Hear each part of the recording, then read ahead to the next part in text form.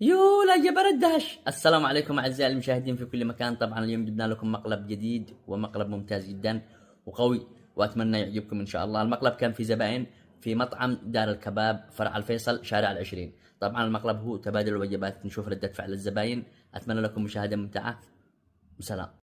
لا هذا الهمة. لا عيب مو الكلام هذا. هذا فين الصلاة؟ لا ادوا الهمة.